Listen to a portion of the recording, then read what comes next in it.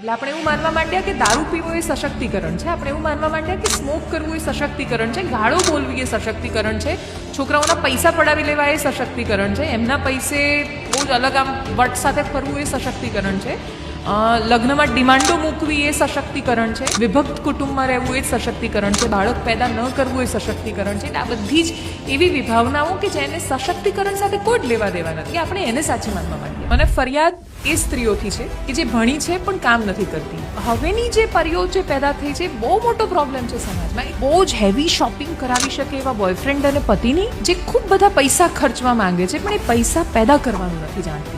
એ એવું માને છે કે એ એમ્પાવર્ડ છે, પણ સોરી ગાઈસ, તમે એમ્પાવર્ડ નથી. એમ્પાવર્ડ તો એ જ આદિવાસી સ્ત્રી છે કે જે એનું બાળક ઘોડિયામાં સૂતું હોય છે એટલા તડકાની વચ્ચે, એના બીજા 2 છોકરા રેતીમાં રમે છે તો એ માથા પર ઈંટો લઈને જાય છે અને એના છોકરાને કહે છે સાથે આગળ. તો શી ઇઝ એમ્પાવર્ડ વિમન.